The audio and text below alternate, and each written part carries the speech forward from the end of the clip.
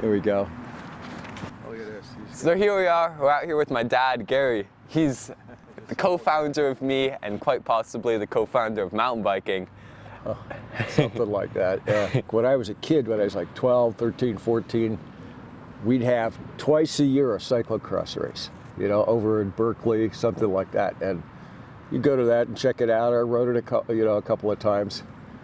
That wasn't what we did later. Later, I went to Redwood, and at Redwood High, and Larkspur Canyon gang were some of the friends. I was a junior in high school, and I met these guys, and they said, "Hey, you got to check out what we do." And what they did is they went into the woods, drum circles, you know, bikes, and the bikes were, you know, found objects. You go to the UNI trading post in San Anselmo, you go to like the dumps, you go to the Goodwill, you know, and you buy a bike for $10 like that, you know, and preferably an old cruiser, pre-World War II, because they were higher off of the ground. And, you know, you get those things super cheap back then. And that was sort of the gang. That's the first time I really saw the possibilities of having a big fat tire, because you could just let loose and go on one of those old single speed bikes, but man, the brakes were awful, you know. And so we moved to Marin when I was, you know, a junior in high. I went to Redwood, and soon after that, when I was a senior, I did a bike race in San Mateo County called the Tour del Mar, and I met the Grateful Dead in the Quicksilver Messenger service, and I basically ran away from home and hung out with those guys for 4 years. Came back to Marin, lived in Kentfield with a band called New Riders of the Purple Sage. We lived on Hermit Lane in Kentfield. And at that time, I met Charlie Kelly. Charlie Kelly was a roadie for a band called the Sons of Champlain, which were super popular. And so we started a little company right over here, San Anselmo and Center Boulevard, called Mountain Bikes in September of 1979. And at that time, I mean, we had our own scene going here in Fairfax. You know, it was Charlie Kelly, Fred Wolf. Fred Wolf was a guy, he was a guy named Repack. And he used to go out in the hills on his PSA motorcycle and check everything out. And then I started saying, hey guys, we could do this on clunkers. Well, the single speed bikes are sort of a joke, because the hubs, the rear hub especially, rear hub would just smoke grease on the downhills. It was ridiculous, you know. So I did what was logical and put gears on the bike and really heavy duty braking, because that's what they needed, you know, and it was obvious to me. And it wasn't such an invention, so to speak. Nobody invented anything. Yeah. You know, when you consider when people started riding bicycles over 100 years ago, there weren't any paved roads. They rode on dirt all the time. Yeah. You know, it was it was a thing. But what I did with it, and we did with it here, is modernize it, make it, and then make it an industry. Well, you know, started the company in '79, '80, made a lot of bikes. I mean, and it was all handmade custom frames, and you know, we'd import parts from all over the world. It was crazy, right here in San Anselmo. And I had friends like the Hoffacker brothers down in Palo Alto Bicycles. Tom Ritchie was a frame builder for us. And we had Jeffrey Richmond as a frame builder, Albert Eisentraut as a frame builder, all this stuff. But the ultimate was when we went to the New York Bike Show. I worked for Bicycling Magazine. Bicycling Magazine started in Burlingame, believe it or not, down there, and then moved to Marin and was owned by CM Publications out in San Rafael, okay? And they walked in a bike shop where I was working, Wheels Unlimited, which is gone, you know.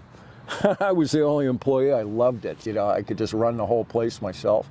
And a guy walked in and said, hey, you want to start road testing for bicycling? I said, damn straight. And I did lousy in English in school, but I just forced myself to learn to write. And I wrote for those guys for 8 years. And, you know, I met everybody in the industry. And in 1981, I was asked to do a presentation at the New York Bike Show, and it was killer. You know, used all these slides by Wendy and Larry Craig. Used, you know, Kelly was there with me. We just killed it, you know. And right after that, I mean, a lot of Japanese would come and visit us here in San Anselmo. And that year I went to Japan and went to all the big players there and said, this is what we want to do. And I said, cool, let's do it. So a big part of that was getting a really good supply chain going. That is, you know, so we could make a lot of bikes. Because the first year we made 160 bikes. The second year we made about 1,000. And yeah, man, I had like 7 different people building wheels for me. I had 3 people doing paint. You know, it was like putting together a business. It's like in school, okay, high school, I got straight A's in only 1 subject or 2 subjects, metal shop and jewelry. I'm good with my hands, okay? Yeah. I could build frames if I wanted to all day long.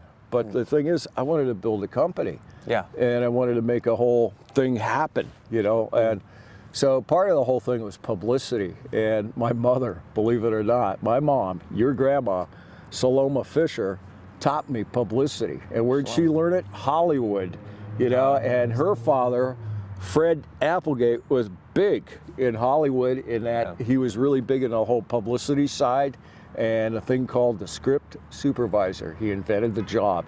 He also invented what we call American broadcast English.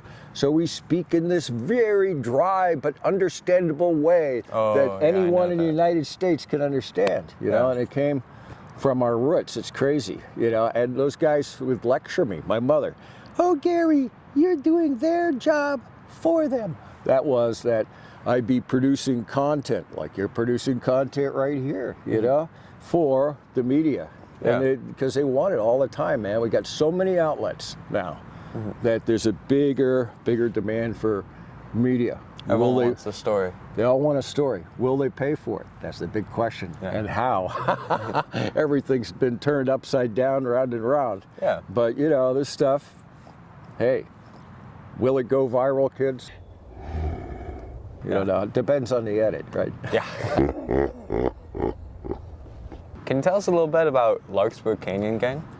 Yeah, Larkspur Canyon Gang was a couple of older guys. Dickens Bascom was the one old guy, and the other one was Casey Sonnabad. And Casey Sonnabad was a conga drummer. And, you know, the drum circle, oh my God. These guys were some of the very first that were doing that. You know, you can't say the first because that goes back centuries. Yeah. You know?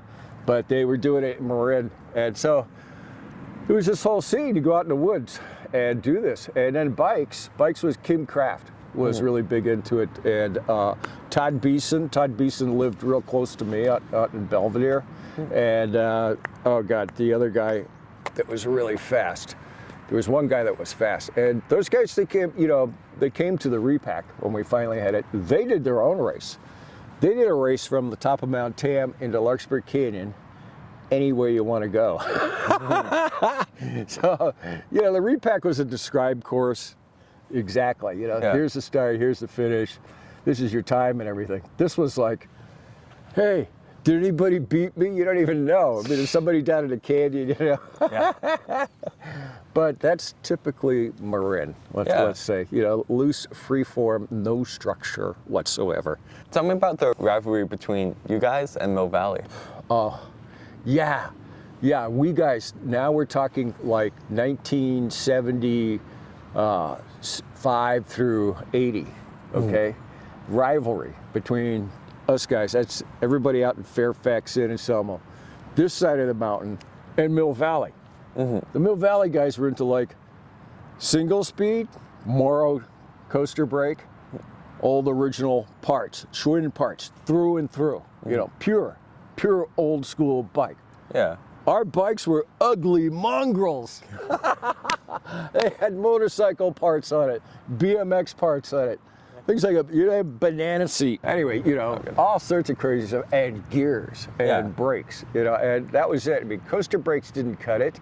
The rims are made of steel, right? That's 26-inch rim. The alloy rim came out in spring of '79. Did it? Okay, yeah. I mean, it took a long time. And if you ever played around with a chrome-plated steel rim with a rim brake, oh boy, if it gets wet, forget about it. If it's dry, it's okay. Yeah? Yeah, it's all right. If it gets wet, forget it. You got no brakes, you know. And so everybody opted for drum brakes, you know. And a drum brake, a standard drum brake, the little ones that they made for single bikes, no good. They get hot, they'd fade, they'd go away. So you had to use a big tandem drum brake. Those weren't easy to find, you know. So that was like Fred Wolf, Charlie Kelly were working with the Sons of Champlin. They were the roadies. They're out on the road, you know, setting up the equipment, driving the truck, and they go to any town and they look for the oldest bike shop. And they call the oldest, are you the oldest bike shop? Do you got any old parts? And they come and look at for drum brakes and old Schwinn Excelsiors, you know, and old pre-World War II frames. So they go do that, and it was a good source for a while, but it got, you know, really hard to find those things. So anyway, the rivalry, there was a rivalry between Mill Valley and this place, but it all changed. Otis Guy and Joe Breeze came up and did the Appetite Seminar ride with us one time with Charlie Kelly and Fred Wolf and myself. It was just 5 of us. And we did that whole Pine Mountain loop, and they were riding single speeds with Morrow drum brakes, Morrow coaster brakes, single speed. And, you know, front cantilever brake from Schwinn, the old school bolt-on Schwinns.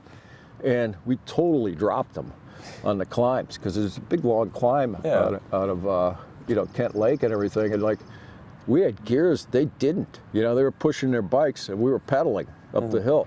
And, you know, Fred wasn't a bike racer.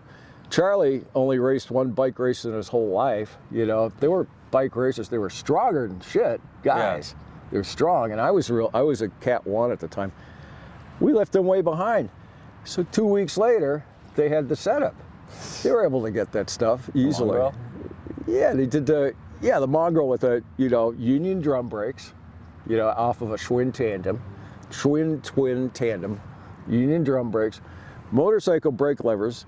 Usually, like Magura became the most common because you get your hands on them really easily. Some guys would use Honda or BSA, made a really cool steel brake lever. They were really good and everything. And then you know, drum brakes and then gears. You know, just like you could get double chain rings and steel for the one-piece crank, or you could switch over. I think it was like 77 or so. You could get a Shimano bottom bracket for a 2-inch diameter shell, and you know, the square taper. Yeah. So then you could put a TA Cyclotourist crankset, and those are real popular because you could get them really long or really short. I mean, 185 was the longest. The shortest was like 155. Really? Insanely short in 2.5 millimeter increments. It was insane. And then you could put in 26 through 62 on the chainring teeth. 26 was the smallest. And 62. so you could do a single, a double, or a triple. Yeah, what you doing with 62? Like, I have a 48 on there right now. No, that was for a tandem or something freak, you know? Okay. I mean, it works great. You know, the reason you put a 62 on the front for a time trial bike, you're not going to use a 6211. Yeah, no it's way. for the, so you use You're the not going to use a 12. You use a, you know, a 13, 14, 15, and then the gears, you use those gears. So your chain line is real straight. And those gears are fast. Well, it's also, it shifts well, okay? Yeah. But here's the most important thing. Those gears are really close together. They're much closer together.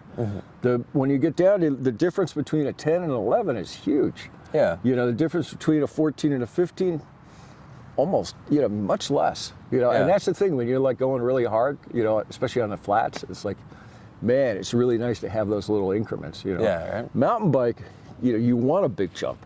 Yeah. So that's fine, you know. Mountain bike's more messy.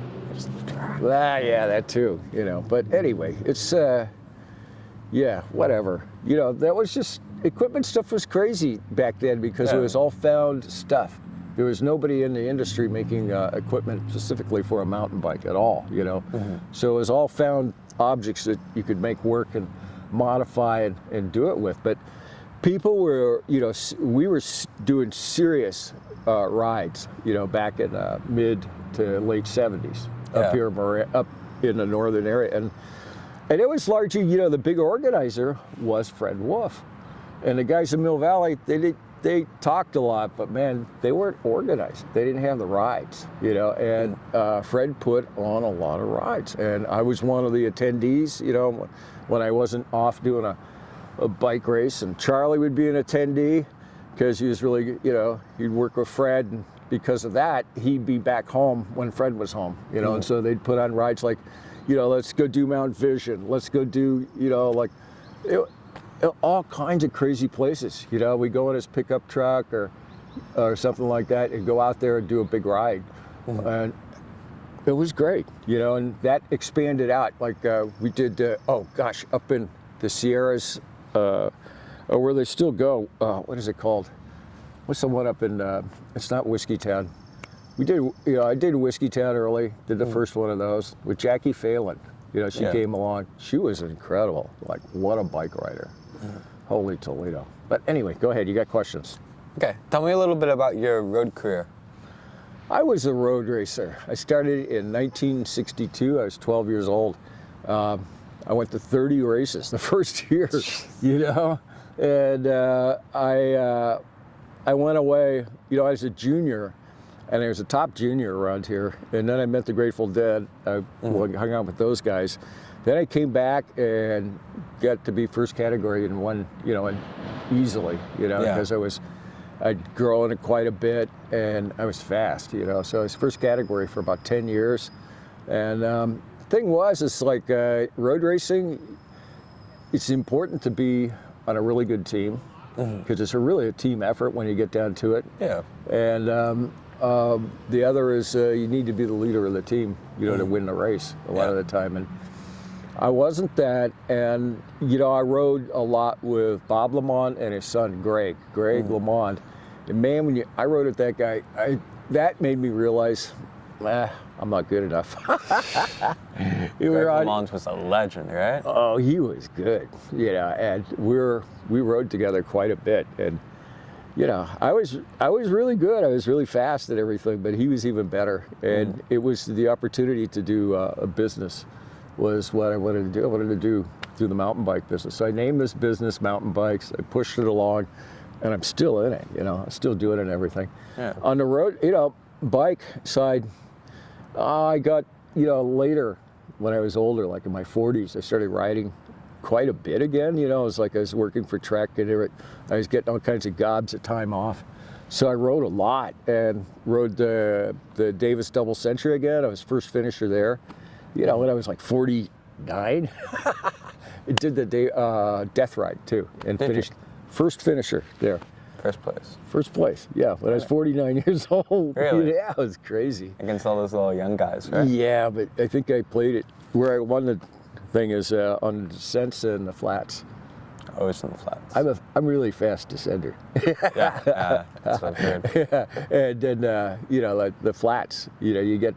That's all about really having a really good position. Be an arrow on the bike. My position is pretty fast. Yeah, you almost yeah. get a flat back. Yeah, all that. But being able to do it for 120 miles, that's the key. And I was in really good shape, and I had a train right, and we had the time to do all the mileage because that's what it's about.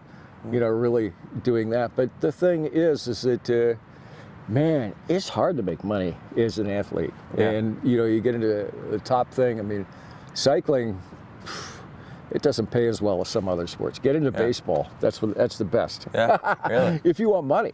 Yeah. Okay. But the reason you get into sport, you get into cycling, is because you learn a lot. Yeah. Oh, man, you learn a lot about life and reality and working together and teamwork and that whole thing. Best team that I was on was when I used to just ride a lot with Kent Bostic, and he was my roommate right here in San Anselmo. He lived on we lived right here, and he was on national teams. He won the national road championship 5 times. He won the national pursuit championships 4 times. He was on 4 Olympic teams. he was my roommate, and we used to train together, and we used to like do a thing. We'd combine with 2 other riders that were really top, and we split prizes amongst all 4 of us. We could control a race. It was amazing back in those days. That was like, late 70s, early 80s. And, because everybody in Northern California was really disorganized. There weren't any good teams here. Yeah. Since then, there's been some really great teams here and all that.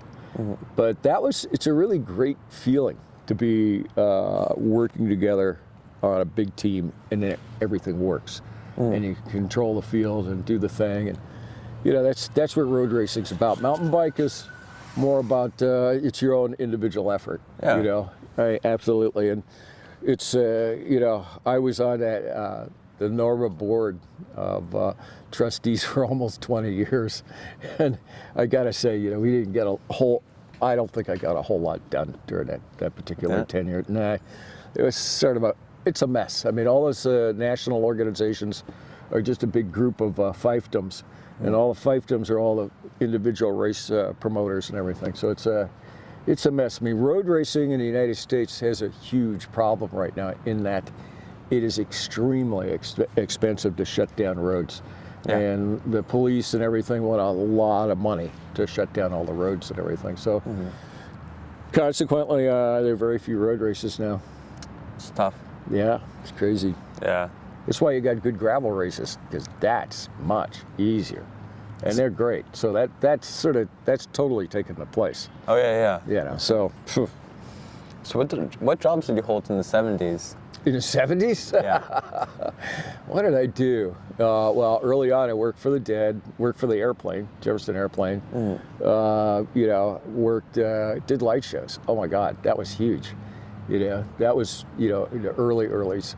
And I had a partner, Alan Cooper, and we had 10 people in the show. It was crazy. We did all the big venues in San Francisco, and it was a lot of fun. Oh my God, but it was hard work.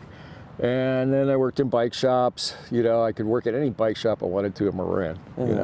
I was a good mechanic, and I have a really good knowledge of parts and stuff. And then I worked for Bicycling Magazine. That was good. I'd work what they call 21 Broadway now. It used to be Cheloni's Liquor. Jerome Cheloni owned it. And I'd work one night a week there, sometimes, 4 to midnight shift in the liquor store. That was a good job because you could do it. I go on a big ride, do a 100-mile ride during the day, and then at night, chill out and sell people stuff, liquor and everything, till midnight. Where else? Oh, worked for Fred Wolf, moving jobs, Charlie Kelly, Fred Wolf, household moving, piano moving, which is really interesting. Piano moving is an interesting gig because you're working very hard not to put a scratch in the house, any of the furniture, or the piano. And, so it's a lot of thought that goes into it before you do any type of movement. And then you learn that people fib a lot. And they'll say, oh, did you build anything here? Put it in a new door? How'd you get this in here? Yeah. Anyway, that's a lot of fun. And that paid very well, And then tree jobs. I mean, Fred would do this thing where he'd remove somebody's fallen tree, right? Then he'd cut the wood, split the wood, stack the wood around his house. Yeah. And he had a huge amount of wood right on his property and everything. And the wood would sit there for 6 months. It would, dry and everything, cure, and sell it off. And he'd keep a wood fire going in his fireplace all the time, for months on end. It was crazy, really polluting, nasty stuff. Yeah. But anyway, those others, oh boy, probably did some others. So Trek took you in, they took in Gary Fisher bikes. Right. And you worked with them with the design, marketing, and sales. Tell us about it. Trek was great. They work hard. I mean, when I joined Trek, they made bikes down to the $500 price point, right in Wisconsin. Yeah. The whole thing. And I really loved the engineers. The guy running the show was really great. The whole, the president of the company was great. And the top engineer, the guy who ran all the production line. I really got along well with them. So it was great. We did a lot of good things together over the years, and made a lot of bikes. Oh my goodness. I mean, and then last bike I worked on with them, that sort of series of bikes was a very simple bike called the Marlin. Oh, yeah, And the idea was that, look, we know what breaks because we do warranty. Yeah. Therefore, we know what doesn't break. And these bikes are all like $1,400 or less, okay? Yeah. And in that price point, people, they don't know the brand names of the parts and bits and pieces like that so much. So why change them every year? We keep them the same, you know? And so we choose the parts based on they don't break. You can get them all over the world, get the replacement parts. The supplier supplies on time every single time. And everybody knows how to work on it. Yeah. Okay, super important things. And what changes on the bikes is the frames are really well done, super well designed, hydroformed aluminum frame. Because those frames, they used to be a little bit lighter than a steel frame. Well, now they're a little bit heavier than a carbon frame. They've gotten a lot lighter, and they ride a lot better. And finally, the last piece is color and graphic. Kill it. Worked super hard on that, and that's what gets changed on a semi-regular basis and everything. And it's turned out to be the biggest selling mountain bike in the world right now. Really? That single series of models.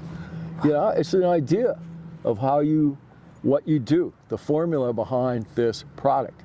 It's not the specific design or the specific color or something. It's not saying, oh, we did a yellow bike and that's the best bike in the world. No, man. It's like, that's really complex. Yeah. But the idea behind it's very simple.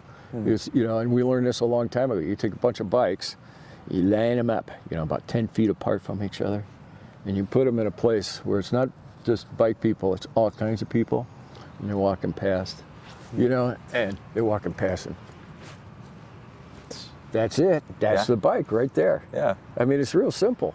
Yeah. You get that kind of reaction, like, wow, I love that, and you get that. And that's that whole visceral reaction. So you got to have that going for you, that like, man, this has got attraction. And then the thing's got to really work. And you got to be able to supply the thing, and take care of it and everything. And that's a really golden thing, that makes everything work. Yeah, last question. Okay. Can you tell us a little bit about Morel Bikes? Just really revolutionary battery stuff. Oh, yeah, the new company. I did a talk at Micromobility Conference in Richmond, California in September of last year, and met these guys. And hey, we make batteries. We make batteries for vertical takeoff and landing vehicles. I mean, big ones, right? Like the jets, the Boeings? Not a jet. I mean, it's electric. Okay. Right? The electric stuff. Yeah. Some of the big brand names you've heard of, they're using these guys' batteries. And these guys had developed it's a lithium-ion battery, but they've been tweaked, I mean, the anode is different, and they are pouch-style batteries, and the chemistry has been tweaked.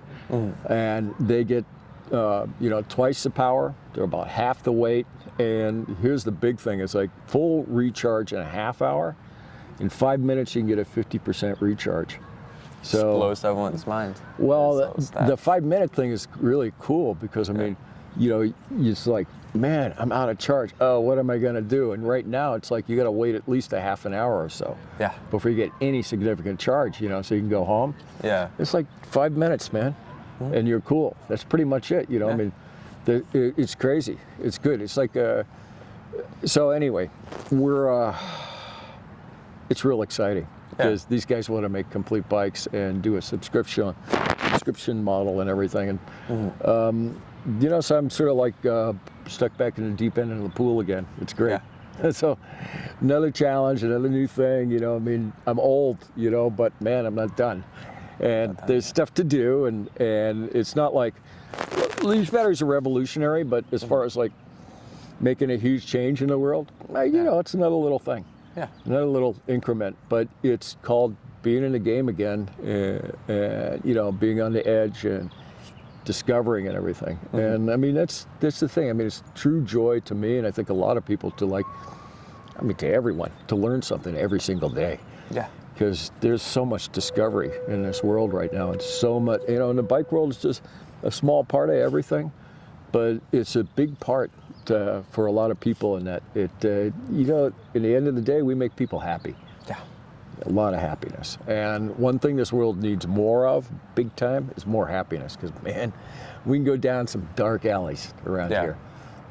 It's not easy. The whole thing and all the challenges ahead that we have are crazy. I mean, we haven't handed you the cleanest setup at all, so to speak. So, anyway, and that's a huge part, too. I mean, the kids. Yeah, okay. So. Well, thanks for coming on. Always. Yeah. Anytime, man. That concludes. Now, try to edit this, right? Oh, brother. Explosions. Yeah, explosions all over. Good. Okay, I gotta go pick up the bike. See how stupid light it is. With the